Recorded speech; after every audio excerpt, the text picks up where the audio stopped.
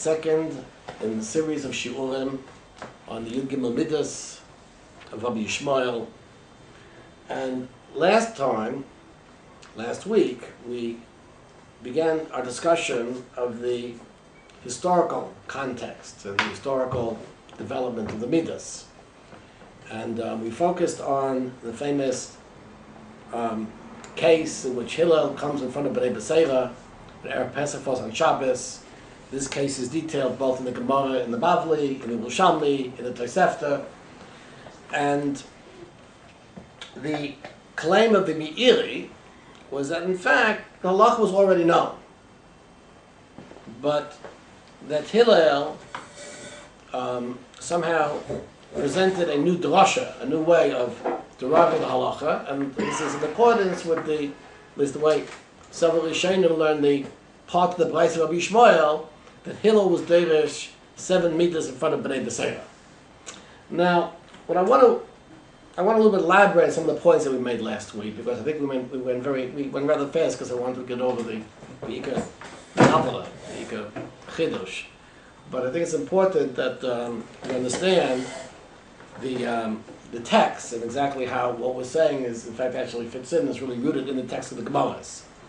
First of all, the contention of the Meiri was that, in fact, the halacha was already known, and that Hillel was just coming to give a drasha, somehow justifying the halacha on the basis of the midah. First, first there was a hekesh according to the Shamai and the Tosefta, then according to the Bavli, in addition, right, and then according to the Bavli, the Kabbalah Chomer and the Zera Shava, which the Tosefta and Shamai also say. But what is the meaning that, in fact, Hillel was coming to give a drasha, to give an underlying logical basis and exegesis for something which really was a custom, a tradition in Klal Yisrael? I mean, certainly, as the Meiri points out, we saw even the Chavos Yair, 7 years doesn't go by without twice that Erev Pesach falls out on Shabbos. It can't be that this halacha was a new halacha that was discovered at this time. The fact is that the Meiri's contention is very, very much based in the text too. For example, there are actually two questions that I asked from Hillel. One question is actually what the question Hillel addressed. Number one was, can you bring a korban when Erev Pesach falls out on Shabbos? In other words, is Pesach Deicha Shabbos? And the second question that was asked was that how did they bring the sack and the knife to slaughter the korban Pesach? You're carrying from one rishus to another rishus. You're carrying from a rishus harabim to a rishus hayakid. That constitutes from a public domain to a private domain. How did they bring the sakin? How did they bring the knife? Right? And now what's interesting is that in the Tosefta, right? In the Tosefta, in other words, from the Bavli, from the actual Tosefta Shamai too, you would think that perhaps the discussion was taking place, let's say, the day before Erev Pesach. For example, on Yud Gimel Nisa, they started discussing, can tomorrow they bring can they bring a korban Pesach on Shabbos? But in the Tosefta, the Tosefta says, right? The Lashon Tosefta is when they ask about the knife. I'm quoting from the Tosefta and Pesachim. This is Perek Daled, the fourth Perek, Halach Yud Aleph. Amulai, they said to Hillel, they asked Hillel, Ma yehei ala am? What's going to be with the nation? Shaloi heviu sakinen upsachin lemikdash. They didn't bring the sakin, I guess, with the Pesach, the Beis HaMikdash. They didn't already bring. From the Tosefta, it's clear the discussion is going on. In other words, it's going on Erev Pesach itself. It was they didn't bring the sakin. They didn't bring the sakin. So what are they going to do? How are they going to shach the korban Pesach? Meaning that what? That the whole discussion was really post factum. In other words, if you really have a question, you ask the question the day before Erev Pesach. You give them this. So for the Tosefta, and also the same lashon as in the Shamai, the whole discussion was post factum. They had already brought the korbanos, the sacrifices, and the question was, how did they bring the sakin? So they looked and saw that they had taken the knives and they stuck them into the wool of the animal. So Hillel says, oh, now I remember the halacha, and learn from Shemai we have Talmud. So this is one proof that the entire discussion was post factum, meaning that it wasn't they were coming to decide the halacha, at this point in history, but rather it was a fait accompli. It was clear that the Pesach is Deicha Shabbos. It was clear that there must be some way of bringing the sakin into the Beis HaMikdash. The question was, after, post factum, after everything is already taken place. Now, with the evidence posteriori, you could say, no, it was an underlying reason. But actually, in the dialogue in the Bavli too, also Shana, we'll focus on the Bavli too, it's also clear that there are remazim, there are allusions to the fact that this halacha was already known. For example, right, they ask, Hillel comes, right, Shishim Mishnei Gedali Ador, Shamai v'Avtalion, and they said on Hillel that he knows what the Pesach is derech Shabbos. So it says the Bavli, the Kaluloi, they called him, Albaloi, Klubat HaYedei Pesach derech Shabbos, Vimlav, do you know if the Pesach is derech Shabbos or not? Meaning, do you know if can you shech the korban, can you slaughter a korban Pesach, right, a Paschal lamb, can you sacrifice it on Shabbos, when the Passover Eve falls on the Shabbos? Amalem, so he said to him, V'chi Pesach echad yesh lo b'shana shedech Shabbos, is it one korban Pesach derech Shabbos? Halo habei yisei masayim Pesachim yesh lo b'shana shedech Shabbos. There's 200 Pesachim that derech Shabbos, right? Amalem, so he said, how do you know? What do you mean, how do you know? He's already said there's 200 Pesachim that derech Shabbos. What are 200 Pesachim? So Rashi explains that in fact, actually, every Shabbos you bring 4 kabbanos. 4 kabbanos. So it's already 4 times 50, I mean, more than 4 times 50, and actually the kabbanos too, whatever it is, certainly you get 500. In other words, what is Hillel saying? We already have a Messiah. We already have a tradition. We already know that Pesach is derech Shabbos, because we know that what? That every Shabbos we bring a korban. Except that what's the libud? Now the fact is, I mean, he's speaking about being derech Shabbos of a korban, what about a korban Pesach? So we noted last week that what Hillel had as a Messiah was the hekesh, was the equation. This is a further raya from the Bavli, that the hekesh was not something that came up at that time. The hekesh was a Messiah that he already had. In other words, if he says that there are 200 Pesachim that derech Shabbos, it must be that intrinsically he's equating Pesach with any korban that takes place on Shabbos, or with a Talmud. So, he says, you already have a Messiah, a tradition of a hekesh. So that's clear from the Gemara. So that's the second proof that in fact Allah was already known. The hekesh was already known. Now, it's interesting. He says, it's very interesting. He begins, being doyish there, but he says, they say on Hillel, that Shishimesh Shnei Gedali Ador. He's Beshamesh 2 Gedali Ador. And also too, in other words, when he starts, he was Deiresh Kalayim, he was explicating or involved in exegesis the entire day, and then he started giving the Musa, he says, right, what caused that I should become the Nasi of your Nasi, your leader? Atzlus, that you were lazy, you were all lazy, you were more Mishamish Shnei Gedali Ador. What is Lashon of Shamish? Because later on, when in fact actually the issue comes up how to bring the knife on Shabbos. So Hillel says, Kach bekublani mishmaya v'Avtalion. In other words, we see that the Gemara uses 2 different terms. One term is mishamish, right? Mishamish. And one is bekublani. So what does these terms mean? So the fact is that the Gemara, there's a Gemara in Brachos that Ben Zayin Beis, and the Gemara brings, I think it's B'Shem Acherim, that Kol Talmud Chacham, any Talmud Chacham, Shekoyra V'Shoyna, V'lo Shimish Eno Talmud Chacham. And Rashi learns what does Mishamish mean? It means Svara. Shimish means Svara. Rashi says Kena Gemara Shalanu, Svara. Because we have Kala, that's Torah Shebechsav.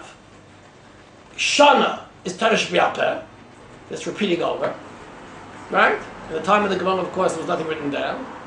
I read the Chasimus Shas shiur on this internet site. And then we have Shemesh.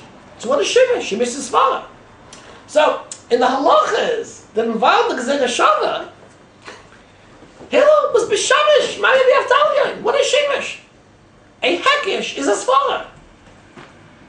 So, that's what he says. He was B'Shamesh, Maya v'Avtalion, and therefore what does he produce? He produces a Gezerah Shava, which we learn is really based upon a hekesh.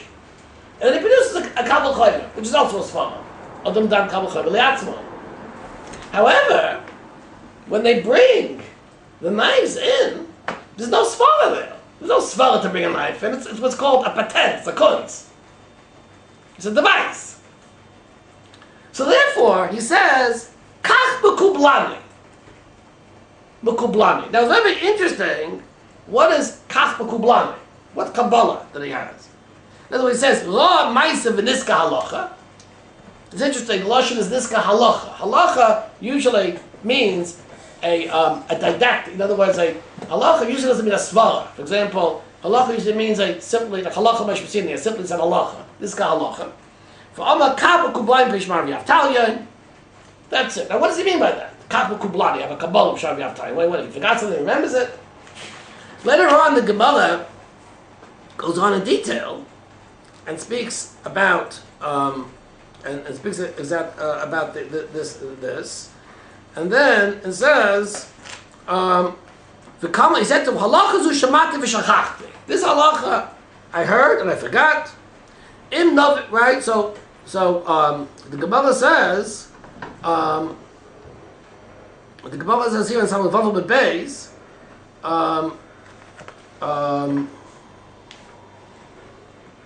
Let me see. Halacha zu shemati v'shachachti, ela hinicha lehem Yisrael. Let the Jewish people do what they want to do.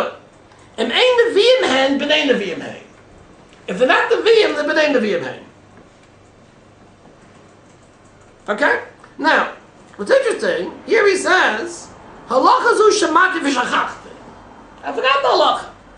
But let the Jewish people what they want to do. Why? Im ein neviim hen, b'nei neviim hen. The same Lashon also appears in the Tosefta. The Tosefta says, they asked Hillel what's going to be, had to bring the knives. Amar lahem, hinich lahem, ruach hakodesh, right? This is Parak Dalet, halach yud aleph. Hinich lahem, ruach hakodesh alehem, they have ruach hakodesh, right? And made neviim hem, b'nei neviim hem. This is what they did. So, what does over here the Gemara say when it says, right? Halacha zu shamati v'shachachti, and then ra ma'isa v'niska halacha. You remember the halacha? But Amar, when he says kach b'chubladim b'pishmai v'yavtalyan. What do you mean? In other words, what do you mean? You forgot the halacha that you could learn. Simply is that you forgot the Shema B'Tayyin and also thought of this way of bringing the knife in. I would say, but what's interesting is that in other words, in Tosefta and Amud Beis, the Gemara doesn't make any mention, now I remember, Niska halacha kach b'kublani shmai v'yavtalyan. Now, it could possibly be that the halacha he's speaking about is the minhag. See what the Jewish people do. In other words, when he says kach b'kublani shmai v'yavtalyan means let the Jewish people work it out. In other words, what do we see? We see an interesting thing here. What we see is that he had two Messiahs, two types of traditions which were Italian. One tradition he had was Svara, Hekesh. That's Shimish. Another thing is, he knew from Shabbos Yavtalyo, like certain things, you can't figure out what to do, but you let the people do it. In other words, let the people work it out. And made a neviim, but a neviim. Like we see, for example, the Gemara in Sukkah speaks about a rava, right? On a rava, the Gemara says minig neviim, as opposed to takanas neviim. Meaning that, in other words, he had a kabbalah shmai v'yavtalya. Then what? Is that, in fact, he's supposed to let the people do what they want to do, and that establishes the way in which they bring the knife to it. But in any case, what do we see? What do we see from these two? We see from these things that clearly the Gemara is indicating that Hillel wasn't coming to tell Bnei B'Sera any type of new halacha. Clearly, they were well aware of the halacha and of the tradition of Klal Yisrael. So, my only point that I wanted to make here is that when the Meiri is saying that they knew the halacha and that's what's producing the drasha, is not a point over here. Is that it's he's not coming to somehow defend or, it's not apologetics. But the entire sugya is evident, that Hillel is not coming to create a new halacha, but rather he's coming to give a background or what you would say an exegetical basis to that which was already known. Okay, that's I think the important thing I was thinking about. Yeah. The Meiri is the only Rishon who says this explanation. There are other Rishonim that actually raise the question. So really the Meiri says it, but there were no other Rishonim that asked the question. No one says differently. Yeah. However, it is true that what I read last week was that the Chavas Yair, I just couldn't believe it. He lives like a Tzarchi and Gadol. But he didn't have the Meiri. Right. He didn't have the Meiri. Right. He didn't have the Meiri. But none of the Rishonim talk about it. No, none of the Rishonim talk about it. But I think the Meiri. But I think what I want to say is, I always like to say, don't base your faith, on one opinion. But the fact is, I think that what the Meiri is saying is rather evident in the sugya. I think we can. He's not a Dasiach, Right. In other words, not that we can't rely upon the Meiri, but what they're saying is that what the Meiri is saying is not a tremendous, new, novel interpretation of the sugya. The entire sugya, right, is very clearly, right, coming to tell us that Hillel was not coming to inaugurate a new type of halacha, but rather was coming to base a previously existent halacha, right, upon the midah of either kavod chomer or gezer Shabbos. Okay, now, I want to go to the second point, which I mentioned last time, which I think is that, as I've actually indicated over here, is that Shamai B'Avtalion certainly had taught Hillel, or maybe before Shamai B'Avtalion, had taught Hillel a hekesh. It was the hekesh existed. From the hekesh came the gezer Shabbos. In other words, that's the meaning of the brisa. Hillel was deirish, sheva midas from the Bnei B'Seira. One was gezer Shabbos. What was it for the hekesh? How do they know the halacha for the hekesh? The halacha hekesh because they do the gezer Shabbos because they physically had a hekesh. So gezer Shabbos represents a step, right, beyond that of a hekesh. Now, I alluded to a Gemara in Rosh Hashana on Daf Lamed Gimel Amud Beis Amud Daled Amud Aleph, and I want to go to that Gemara in detail because I think the Gemara will tell us some very interesting things about not only the relationship between the hekesh and gezer Shabbos, but actually the temporal relationship, the basis of the gezer Shabbos, which is the hekesh, and how the gezer Shabbos, in a sense, goes beyond or is much more powerful than that of the hekesh. Yeah. Just Shemai B'Avtalion taught Hillel the hekesh, but Bnei B'Seira also had the same hekesh. Right. So that's right. Yeah, that's what I want to claim. The Bnei B'Seira didn't answer on the hekesh. They knew it. Right. They knew it, and that's what is appearing in the Bavli. The Bavli doesn't even deal with it because the chiddush of Hillel from Bnei B'Seira was the gezer Shabbos and the kavod chomer. That's why. That's how I spoke about last week that the Bavli doesn't bring the hekesh. Everybody knew the hekesh. What they wanted to hear was, what do you have to? What new do you have? So what did he have new? He had a gezer Shabbos and a kavod chomer. Okay, now the Gemara in Lamed Gimel Beis in Rosh Hashana once again wants to derive how many blasts do we make with the shofar in Rosh Hashana. Which page?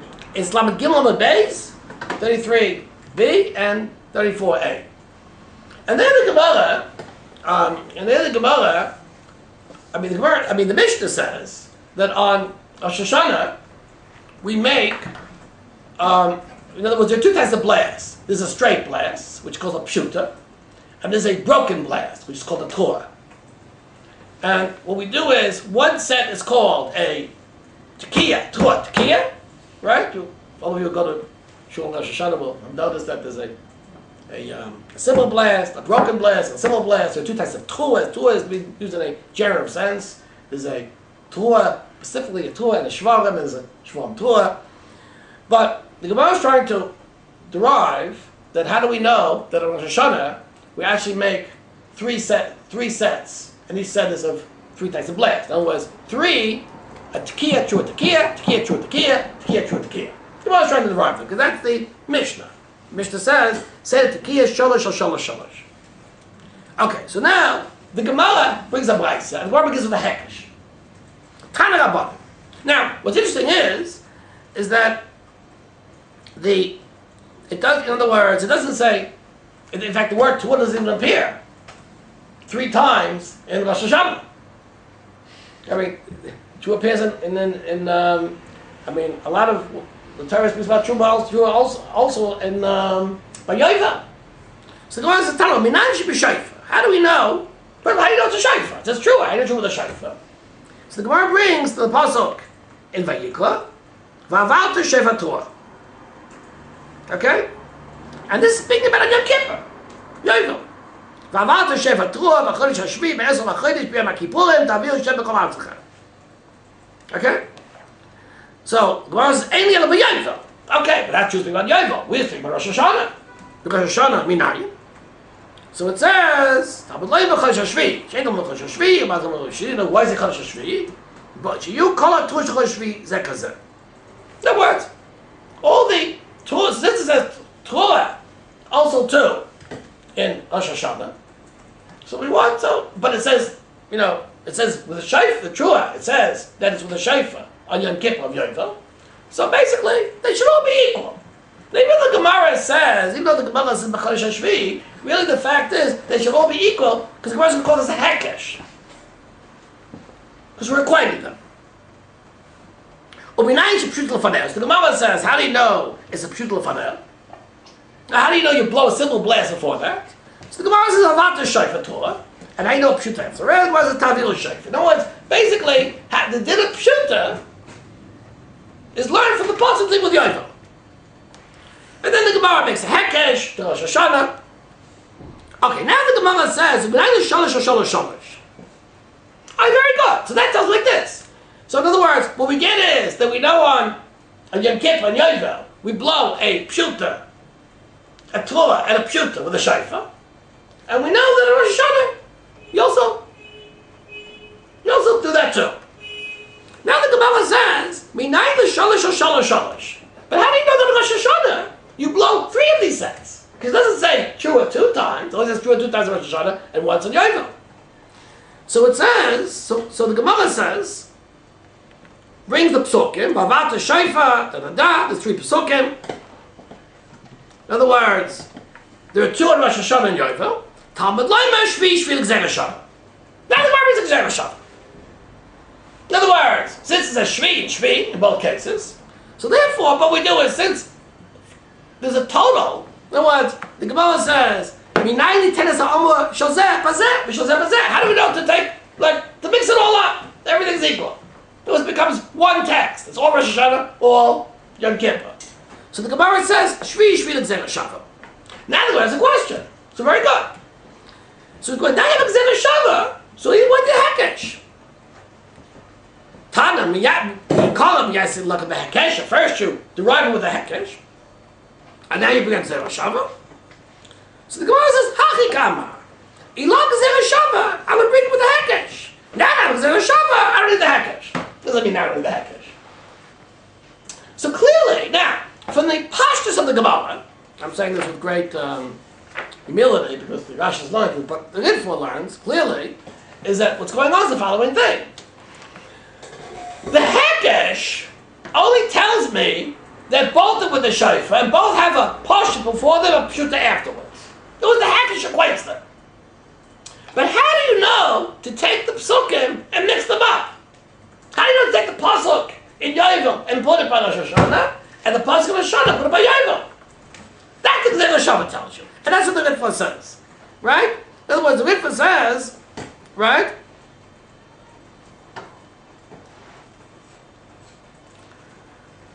In other words, the Ritva says the Gzera shava tells me that Rosh Hashana gets 3 of 3. So the Ritva has a question. Why can't you do it through a hekesh? It's smaller. Right? It was based on Gzera shava, which the Ritva says you did a Messiah. But a hekesh on the Messiah. Right? In other words, you can't learn one from the other. Meaning what? What I understand for the Ritva is, right? A hekesh can only equate things. But a hekesh can't tell me to take the one pasuk in Yovel, Yom Kippur, and put it into Rosh Hashana. Then it can't tell me. A hekesh is only a logical equation.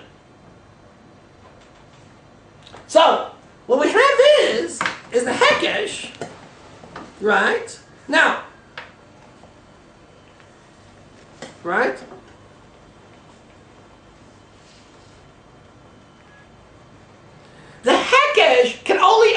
things. It's an equation. The Gzeira Shava is more powerful. Because once I have the equation, the Gzeira Shava picks out two words that are equal, that are the same, and then the Gzeira Shava, you know what? Everything becomes interchanged. With the Hekesh, I can't possibly get 3 of 3 in Rosh Hashana. It's only not 3 of 3 Yovel too. Now, what's interesting is, Rashi doesn't learn like this. Rashi learns that the Hekesh is telling me the same thing as the Gzeira Shava. Because even though in the Gemara, it seems pretty clear that when the Gemara comes to Litan Amor that the Gemara says Shvi, but Rashi, look at the Rashi, right, a little bit differently. Rashi learns that anything I get from the Hekesh, I get from the Gzeira Shava. It was already assumed that there was a Gzeira Shava? Ah, very, very good. There was a Hekesh and a Gzeira Shava. Now, the interesting is that I notice over here, is that Rashi says, he loved Gzeira Shava. He loved them Gzeira Shava Zul Moshe mi-Sinai. Hayisi v'via kol be'hekesha, kloima me'atzmai. I read Hekesh me'atzmai. In other words, if I didn't have it from halacha mi-Sinai, I bring a Hekesh me'atzmai. So, Rabbi Triebitz, in the Gilyon Shas, okay, he's not going to miss this. He's a great Gilyon Shas. He says, Ayin Rashi in Sukkah. In Sukkah, Rashi says, a Hekesh is a halachos Moshe mi-Sinai. In other words, that's okay. Rashi says, and Kiva Egel says, Tzarachiyun. Rashi says, in Sukkah, Lamed Aleph, Amud Aleph, it says a Hekesh. The Gemara learns, how do we know? It says by Priyetz Hadar, by Esr, it has to be Hadar. How do you know the other minim have to be Hadar too? So the Gemara, in fact, learns a Hekesh. And Rashi says explicitly, right, is that the Hekesh, right, Lo hukshu l'moizeh mizel Talmud b'atzmo b'lagimel shatayl z'hash ela kal v'choyim. In other words, it's halachos Moshe mi-Sinai. So Kiva Egel is b'tzarachiyah. In Sukkah, Rashi says the Hekesh that tells me that all the midim have to be hadar is halachos Moshe mi-Sinai, right? Lamed Aleph Amud Aleph, and Rosh Hashana Rashi says mi'atzmai. So based upon the shiur, I want to claim that there's no real thing in Rashi. Because in Rosh Hashana, the Gemara is speaking about a Hekesh which is the basis of Gzeira Shava. In other words, every Gzeira Shava is preceded by a Hekesh. Why is there a Hekesh and a Gzeira Shava? In other words, the Gzeira Shava doesn't begin with two words. The Gzeira Shava begins with a Hekesh, with a Svar. And then comes the Gzeira Shava. But One second. I know what your question is. Your question is, but why does it say the same halacha with the Gzeira Shava? I know what your question is. According to Rashi. We'll get to that in 1 second. That's your question? no, actually, I have another question. If Gzeira Shava seems to be a Kabbalah, No, like we said that. No, but we learned it's a Kabbalah because it's based upon a Hekesh. But that's what we understood. That's what they say. But like this. In other words, in Rosh Hashana, Rashi is speaking about the Hekesh, which serves as the svara for what? For the Gzeira Shava. But he's going on when the Gemara says that if I didn't have the Gzeira Shava, I use the Hekesh. I understand it. But I think, what is Rashi learning? That before I had the terminology for it, before I had the formal Gzeira Shava, I had the Hekesh. Now I have the Gzeira Shava. So what I had before the Gzeira Shava, I had a svara. In other words, when I speak about the pre-Gzeira Shava, Rashi agrees with me. I agree with her. I'm a Chabad Rashi. That was the pre-Gzeira Shava. The pre-Gzeira Shava law is derived from a Hekesh. Rashi agrees with that. But the fact is that sometimes in Chazal we see a Hekesh. Now, it doesn't mean that we did away with the Hekesh. There's another type of Hekesh that appears in Chazal, and that's not a pre-Gzeira Shava svara. That's a what? That's a meaning in and of itself. And that's what's going on in Sukkah, in Lamed Aleph and Aleph. In other words, here, Rashi says, of course I can learn by myself. Because it's the base of the Gzeira Shava. But the Hekesh that Rashi speaks about in Sukkah is a different limud. It's not the basis of another midah. Rashi claims that it's mashma the Rashi there, that since the two things appear in the same pasuk, we're being makish them, we're equating them. So it's not a svara he's speaking about there. That's his halachos mi-Sinai. In any case, there's no tzarach again from there, because here we're speaking about the pre-Gzera Shava, which is a logical hekesh, which is the base of the Gzera Shava. There's something somewhat disturbing. Gzera Shava, I thought, is something you can only learn from Rav. No, right? wait. Right? Let's just use accolades of things. No? What it means I learned it from my Rav. Yeah. Let's go. I learned this from my we'll have to repeat the shit from last week. What I learned from my Rav is, when Hillel says kach v'kublani, what does he mean? He means I have the logical equation of the hekesh from my rabbis. That's what I learned from my Rav. What I learned from my Rav was the hekesh. The hekesh develops into a Gzera Shava. The Gzera Shava rests upon the hekesh. The Gzera Shava rests upon the logical, conceptual equation of these two things. But we seem to contrast a hekesh to a Gzera Shava by saying that a hekesh could be learned out by anybody. A Talmud could invent. No. We didn't say that. No. We say no. That's what I said. Once again, what I said is that in Sukkah, I have a hekesh which I learned from my rabbi. That's Shamai That's the answer. When Rashi says mi'atzma, he just means mi'atzma means it comes from Sfar. So hekesh is In other words, the hekesh is my Rebbe, right, who I had shibush with, told me that these two matters are equal. These two matters are equal. That's the svara. That's the hekesh. From the hekesh comes the Gzera Shava. Now, according to the Ritfor, what do I gain by the Gzera Shava? Because by equating the two words, I now have a more powerful technique. I can nices bazeh. In other words, I can do is I can actually take all three and not only equate them, but actually, in fact, make them identical. This equation is identity. So hear what I'm saying, okay? So in other words, that's what Rashi means. And now, what the Ritfor is saying is, so why would I want to go to a Gzera Shava? The answer is, the Gzera Shava is much more powerful than the hekesh. A hekesh is only a logical equation. A Gzera Shava, which is based upon a logical equation, which I have to come up with my Rebbe, because my Rebbe is bigger, only he can think of that, only he has das Torah to equate things. But once he's done the thinking, then I can actually formalize it. It means I make a Gzera Shava, and the basic Gzera Shava, I can use a much more powerful technique. And that's exactly what's going on over here. And both of these things are halacha Moshe. Once again, we're throwing out the map. What's it like this? What's called halacha, the Gzera Shava is halacha mi-Sinai, but why is it halacha mi-Sinai? It's not that the Gzera Shava was passed on from Moshe Rabbeinu. That's what I'm claiming. The Gzera Shava was a hekesh, which I have as a tradition, because I have it for the previous generation. That's called halacha mi-Sinai. This, right, is formalized in the generation of Hillel into a Gzera Shava. Okay? That's what I'm saying. Now, so in other words, we have this clearly in this Gemara, Rosh Hashana. Yeah, clearly Rosh Hashana. Okay? Fine. Okay? According to Rashi, we have two different types of hekesh. Okay, now like this. Now, in other words, you have to say, in other words, the hekesh we're speaking about here is a pre-Gzera Shava. The hekesh that I'm speaking there is not a pre-Gzera Shava. So in other words, here Rashi says mi'atzmai because the basis of the Gzera Shava is the hekesh. Now, what are the hekesh based on the Gzera Shava? So Shamai says very clearly here. Because if I just take 20 words, add the two words and equate things and what? A sharetz kamatama by oil, Shamai says, which is not true. So the basis of the Gzera Shava has to be the hekesh. Everything has to be logical. If things are not logical, there's no control.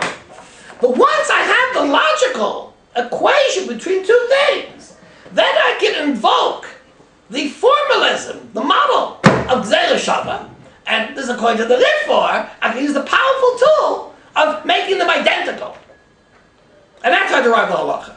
Okay? Yeah. The logical equation is not necessarily based upon our logic, but rather an accepted tradition of... Right. In other words, it's a tradition which means my rabbis, who was on Mishamesh, they established this hekesh.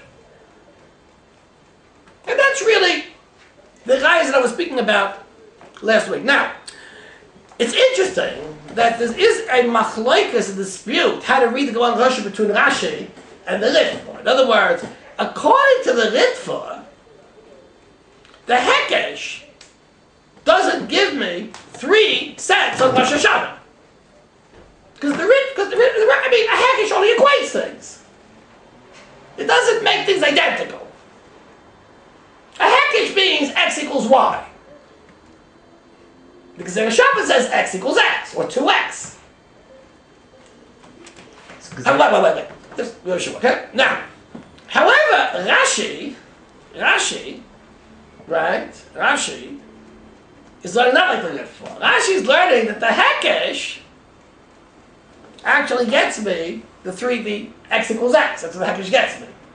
X equals x.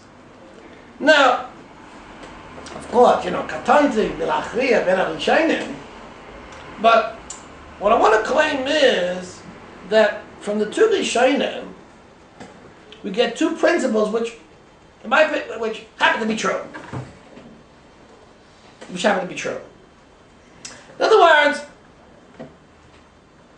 I could say like this, right? In other words, by the way, and derech agav, in other words, Rashi is the person who's makish ma'atzvah. I mean, how would you figure out that you do? In other words, to saying that in Rosh Hashana you have 3, it's not a logical equation. Why would a person learn that as a logical thing?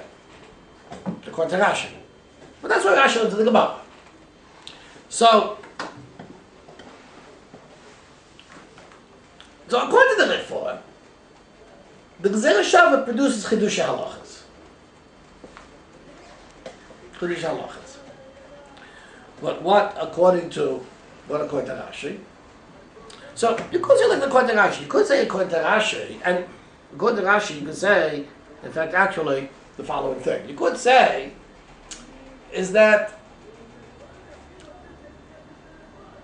the principle we get in Rashi is, of course, Rashi agrees with the Ritfor that every Gezerah Shavah is presented by a hekesh. Okay? So, I want to say there's 2 answers. One answer is that you could say that even though a hekesh means I equate 2 things, but you could say like this, you could say in the Rashi, right, is that, what am I equating? A hekesh doesn't necessarily mean that, I'm equating the 2 things, but could possibly be I'm equating, 2 psukim. In other words, in Rosh Hashana, it says Tuah twice, and each time it says Tuah, I'm making a logical hekesh with the Tuah that it says where? The Tuah that it says in Yom Kippur. So what happens is that, in other words, I'm being, in each pasuk I'm making a hekesh. And so I makish one Tuah with the Tuah, one Tuah in Rosh Hashana with the Tuah of Yom Kippur. I makish the other Tuah with the Tuah of Yom Kippur.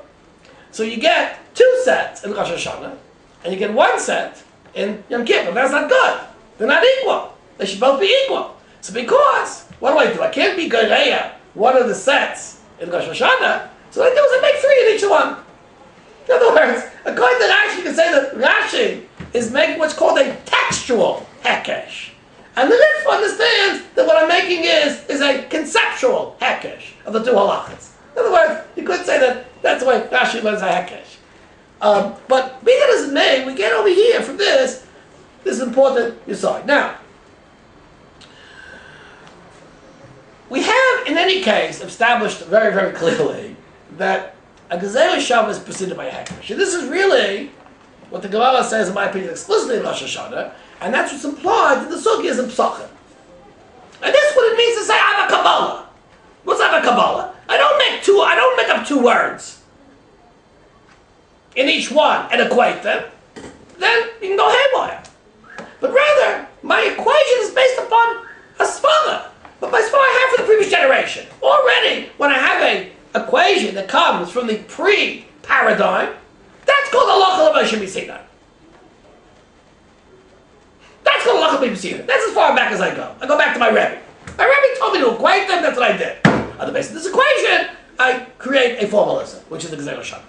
Okay? That's called learning it from my Rebbe. Okay? Derech agav, the lashon of halacha le-Moshe mi-Sinai never appears in the Gemara with respect to Gezerah Shavah. In Gzera Shava, the Gemara says, I learned it from my Rebbe. Or Ein Adam Don Gzera Shava Mi'atzmai. The notion of halacha le-Moshe mi-Sinai never appears in the Gemara. Rashi introduced it, Shamai introduced it, but I'm saying it shows that in the Gemara I learned it from my Rebbe. In other words, the Gemara, the Moshe could understand what's called halacha le-Moshe mi-Sinai. That means something that I learned from a previous generation, and we just travel it back. It must be from Moshe Rabbeinu. In other words, but the halacha le-Moshe mi-Sinai doesn't appear in the Gemara. What appears in the Gemara is I didn't learn. I learned it from my Rebbe. Okay, fine. Now, besides the more powerful formalism that we have here, we have a very interesting thing here too. And what did Hillel introduce? You see, a hekesh, in a certain sense, is intuitive. It's a svara, but it's intuitive. There's no formal hekesh. You know, the hekesh means I decided these two things should be equal. I decided the blast of Rosh Hashana and Yom Kippur should be equal. You call it Ruach HaKodesh. Whatever you want to call it, but it's intuitive. A Gzera Shava is formal. It's formal, which means once I have a formal model, we have a common language. That's how we can have a debate about a Gzera Shava. If you need one extra word, mufnef, mishnah echad, shtei tzad, we learn about this. In other words, once I have a formal model, I can have a what? A masamata, a give and take. On a hekesh, it's hard to have a give and take. And even makish or not makish. But in other words, that I have to leave for my rabbis. With the formal model, so I can have a discussion with you. And you should know something, that's really a big part here in the Gemara Pesachim. Once Hillel makes the Midos, then B'nai B'Sir don't argue with him. Before that, there's no argument. It's a little bit similar to the Gemara in Chavches and Brachos, is that when they opened up the base Medrash, already said someone they start arguing with Rabbi Gamliel, Rabbi Yeshua. Before that, everyone had his own Messiah. After that, they opened the base Medrash, then already you can bring rayas. Here too. In other words, the side of Hillel, not only the Maila is that we have a more powerful technique, but also too, we have a basis of a masamata, a give and take, a dialectic, the halacha. Now, what's interesting is that maybe get more in Shabbos. What's interesting is that this notion of Hillel having introduced the concept of commensurable debate in halacha is actually, in my opinion, what's behind the famous Gemaras in Shabbos of Daf Lamed Abel Aleph. Okay? For example, right? Let's look at each of the Ma'asim. Tana Rabbanan. The Gemara says, right? Ma'asim B'Dochi Echad Shabbat Lefnei Shamai. Amalai Kama Torah Sheishchan. How many Torahs do you have? Amalai B'Shtayim Torah B'Shat Torah Sh'B'Al Peh. We have two. Chsav Torah Sh'B'Al Peh. Almost B'Chsav and Imam Mincha. Yopeh Ein Imam Mincha. I believe you have a Torah Sh'B'Chsav, a written law. I don't believe you have a Torah Sh'B'Al Peh. This is a famous Haggadah in Shabbos. Everybody knows this Haggadah. Lamed Aleph, Lamed Aleph in Shabbos. Giraynu al Bereshit Lamdei Torah Sh'B'Chsav. Right? Teach me on the back, with the condition that you teach me the Torah Sh'B'Chsav. God boy, basically Shamai like threw him out. Okay? Well, for Hillel, Hillel's Begayim. Right? Okay? So, Amalei, right? So, and the next day he said, you see that you were samich me on this? You be samich as an alphabet too. What does it mean? Hillel found that you could reach people through reasoning. You could reach people through reasoning. In other words, the Ma'asim in Shabbos, right? Right? Right? The Ma'asim in Shabbos, which says that Hillel says, you see, you believe me yesterday? You believe me that too. In other words, Hillel was very liberal, flexible. No, he believed in the power of persuasion. How did the Gemara get that Hillel believed in the power of persuasion? Because Hillel was a person who created these Midos. The Midos are the models of commensurability the exchange, the scholarly exchange between Talmud and Chachamim. The Gemara brings another raya, right? Shu Bais Badachri, he came in front of Shamai. He says, "Teach me that you'll teach me the Torah, halachos." He threw him away, and Hillel, said, "I'll give you a cloud. The rest you can learn." Unless you can learn. Once again, Hillel had no problems. Hillel was sure, confident in the fact that the Torah can be learned. And finally, the Maisa, right? There's another Maisa, etc., etc. Gaireni, that you make me a Kohen Gadol. And then Hillel brought up an argument. What are these three Maisa telling me? What is he about? It was a nice God? Shammai wasn't a nice God? What are they telling me? This is telling me that. What it's telling me this is that Hillel, I claim these Maisa, these acts are going on the Midos of Hillel. Hillel created Midos. So now the Torah can be computed rationally. I have a model, I have an equation, I have a rule, I know how to use the rule, we all agree to the rule, there are certain logical steps. Hillel created formal logical steps, which not only allow me tremendous technique in generating halachas, but what do? They allow for commensurable scholarly exchange between two people. These three acts that are brought in the Gemara and Shabbos are in fact reflections of Hillel's shita. That in fact what? There's no impediment to each person's Torah. That's how the three mice. These stories don't rely on any of the Midas in any way. No, but it's not important. It relies upon It relies on the logic, the power of persuasion. Right. In other words, Hillel is the power of persuasion. Hillel relies upon the power of persuasion. Right. is claiming that Shammai would argue that these things are logical. By the way, the Bnei B'Seir what Talmidim of Shamai. But Hillel, Shammai would say that you can't persuade somebody of something. You can't. You have to accept it's a Kabbalah and that's it. And At least Shamai. Judaism is not logical. Judaism requires authority. For example, the Gemara, in other words, Judaism requires authority. You have to accept. Torah Shas, Torah Shmial. I can't teach the Torah on one foot. In other words, I'm not assured that you'll accept my arguments. We don't know who Shammai's Rebbe's were, do we? Or is Shammai an Italian like Hillel? Whatever it is, what I'm saying is that all I want to claim is that in other words, what are these stories coming to tell me? All three stories have one thing in common: the power of logical persuasion. How would the Gemara? I mean, these are nice, but how would the Gemara? From where do we see that Hillel has the? Maybe that a Messiah, he was a nice guy, but I think more than that, I think a Tanakh of what it means is that the Tanakh of what it means. How would I know that? Why would Chazal bring these out? So I claim that the very fact that Hillel is the person who introduces the Midos, we see it in Pesachim. Hillel allows debate. So the fact that Hillel introduces the Midos, right, on the basis of Midos, it allows me to rationally persuade a person, to prove something to a person. Those are the three mindset of Hillel. I can't go through them in detail, but I think it's actually each mindset is a little bit different, right? One mindset is that, in other words, there has to be a Torah Shmial Peh. Because whatever it is, each mindset is different. Each one brings a different aspect of logical persuasion. Right. But what they have in common is that Hillel's, so that's why Hillel created these formal models.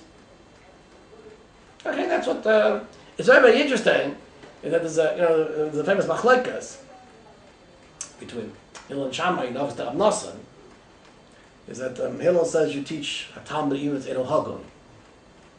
And Shamai argues on it. It's very, very interesting that Rabbi Gamliel, who, the face-off between Rabbi Gamliel and Rabbi Yeshua in Brachas in the fourth parak, many times in Shas, we see that Gamliel goes with Shita Shamai. In fact, Gamliel had the Shita. The Gemara says that unless you have Teicha Kabbalah, you don't enter the base Medrash. Even biologically, he's from Hillel. Right. The fact is that they opened up the doors. So what is it? In other words, Gamliel is going with Shitasa. You only allow for the elite. Because the elite have a mistake, they have a tradition. Hillel couldn't care. Why is Teicha Kabbalah connected to authority and himself? Because Teicha Kabbalah means is that we don't go purely by logic, we go by personality. In other words, you have to. In other words, I don't accept what you say because of its logical substance. I accept what you say, who you are. It's a little bit like today. I accept who you say because you're powerful. What I'm saying is, in those days, you had a person, you were Teichel Kabbalah. So you're the type of person who can continue the Messiah. When I'm interested in continuing the Messiah, you need people who can be counted upon. But when I'm interested in logic, right, I don't think it's just anyone. Because if your argument, is right, what do I care what type of person you are? There's a logical commensurability. That's what goes on there in the Gemara is a little bit parallel to what on here. Right? History repeats itself. But in any case, that's the point I want to make. Yeah. Halakha is not like Hillel because they have better logic.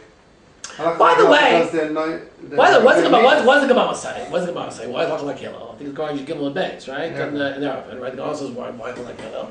They would let the first person speak first. Let Shamai speak first. Because why? Because they were very confident in their ability to argue. But the Gemara stresses it wasn't because they were smarter or better in any... They weren't sharper. Right. But no, the Chazal could do the tfei. But Hillel believed that through a conversation, through two people, we can reach at a common conclusion everybody agrees to. In other words, logic can bring us to a commonality of position. That's what I would say the Gemara would say. I'm not getting to the issue of Basco. What I'm saying is that's what the Gemara says. Okay. In other words, I mean, I hate to devote so much time to Musa, but the fact is that the personality of Hillel, right, which the Gemara, which is a very, very large sugya in the Agadatas, in the Gemara, Aleph and Shabbos, you mentioned, you give on the base in Eruvin, the personality of Hillel is very much a function of the fact that Hillel introduces the 7 Midos. The 7 Midos are objective models on the basis of which people can continue, right, a logical dialogue, and I can convince you of something. And that's really what Hillel was. Okay, that's the point. Okay, fine. Now, having said that, what I want to just conclude is one very important nakuda here, which is important. We've established the notion of Messiah, right? For sure, must with the notion of Messiah. But in other words, what is Messiah? Messiah is not a parakeet. It's repeating over something what someone said before that. But Messiah says that everything has a logical basis. Even when there's a change of paradigm, the new paradigm rests upon the old paradigm. So in other words, Messiah, the concept of Messiah here, I learned it from my Rebbe. It doesn't mean I learned the same thing from my Rebbe. My Rebbe established the logical basis upon which I can construct this model, I can construct this meter. That's my Messiah. Okay? Now, and that's what we call Messiah. Now, the fact is that I also mentioned the second thing, which is very important, is that the Midos are all agreed to. We don't see people arguing on Midos and Shas. In other words, we see people arguing on details of Midos.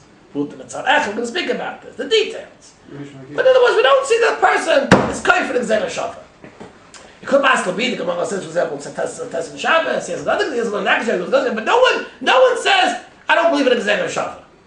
No. You know that Rabbi Shmuel and Rabbi Akiva klal by klal. That's like different, but the klal by the klal is just different ways of learning the same thing. We'll speak about that. That's in Chavav in Shavuos. We'll speak about that. So you're saying nobody argues about the concept of their own. Right. No one says I don't recognize Gzeira Shafa. I don't recognize that. Otherwise, each one is a different way of dashing that. For example, a ribu miyat or ribu to riba or kal katan blau. That's Rabbi Akiva Rabbi Shmuel. In other words, basically, they're different versions of the same mitzvah. But in other words, the mitzvah is something which is agreed upon in Shas. It's very, very interesting. No one's kaif in a kabel chayma. No one is kaif in a Gzeira Shafa. No, it's kaif in the binyan av. But the binyan av has said that everybody agrees to it. Certainly not even Shamai, right? Right? In other words, everybody. All I'm saying is that this is one of the things that's agreed to. No one says I don't agree in a Gzeira Shafa. Which is very interesting, because what does the Rambam say in the mi-Sinai? In other words, how do we know something's a tradition? We know it's a tradition because everybody agrees to it. For example, the Rambam says, why is Esra like mi-Sinai? How do you opinate others that Esra like? Because no one says you take something else. The Gemara might prove it, but no one thought that what? You take something else. So when you think about it, this notion that the Midos agreed, the midas factor agreed to in Shas. No one's kaifa on a midah. At most, what you get is that the details will be argued upon. How do I make a gzeira shava? How do I make kol prat klal? Right? There'll be differences on how to apply the midas, but the actual midas are not argued on. Even, in fact, in the prices there, we don't see that anyone's arguing on Rabbi Shmuel. Like, in other words, Hillel has 7 midas. Rabbi Shmuel has 13 midas. Rabbi Yisrael clearly has 32 midas. But in other words, it's not an argument. No one's denying it. In fact, everyone learns, all the Mepharshim learn there, that in fact the midas include other midas. In other words, how much detail is. In other words, what I'm saying is, the very fact that everybody agrees to the midas, right, is, in other words, the standards used by the Rambam Perish Mishnayos is that since we see everybody agrees to the midas, we see that they're Messiah, the tradition. Right. You see the tradition, and that's an important point to Does make. that contradict what Rabbi Triebitz just said? What? I thought Hillel invented them. No. Once again, what Hillel did was Hillel constructed a model, the formal model based upon a hekesh. But once Hillel constructed this model, everybody agrees to it. So in other words, what does everybody agree to? Everybody agrees that the gzeira shava is the logical or the formal outcome of what is a hekesh. So it becomes halacha mi-Sinai. Once again, let's clear things up, okay, Yeah. very sadly. Yeah. What Hillel did was create the formalism of the gzeira shava. The gzeira shava spent the last 2 shiurim, the gzeira shava rests upon the hekesh. In other words, we all agree that this is the proper formalism, which formalizes the hekesh of the previous generations, and everybody agrees to. But Rabbi Triebitz now is saying that the midas agree, but it was no one before Hillel had this formalization. No, that's right. But once I formalize something, everybody agrees. Why does everybody agree to it? Why does everybody agree to it? Maybe someone says, no, I don't agree with this formalization. Right. Now, there is a Gemara which says, is a hekesh adif, or is a, we'll speak about alpha base, or is a gzeira shava. But that's a rule. So what I'm saying is the fact that everybody agrees to the things, right, means that everybody accepts the formalism of the gzeira shava as being the logical continuity, right, of the hekesh. Like everybody agrees that Einstein's covariant equations are the logical consequence of Newton's equations. In other words, so that's the element of halacha le-Moshe mi-Sinai. Is that everybody agrees that, in other words, since everybody agrees to the thing, everybody agrees that this is the proper formalization of something that we already have, right, based upon Sfarad tradition from previous generation. But of course, the formalization is due to Hillel. I think this is an important thing. In other words, the notion that everybody agrees to it, right? Because the Rambam says things that people disagree. So this is what we're saying is the standard of what we call halacha le-Moshe mi-Sinai. Let's put it this way. Even in the words of the Rosh, in Midos, it's all right. It's as if it's halacha le-Moshe mi-Sinai. Okay, we'll stop here. From another close place to Shamai or HaKodesh until next week. Kol Tov.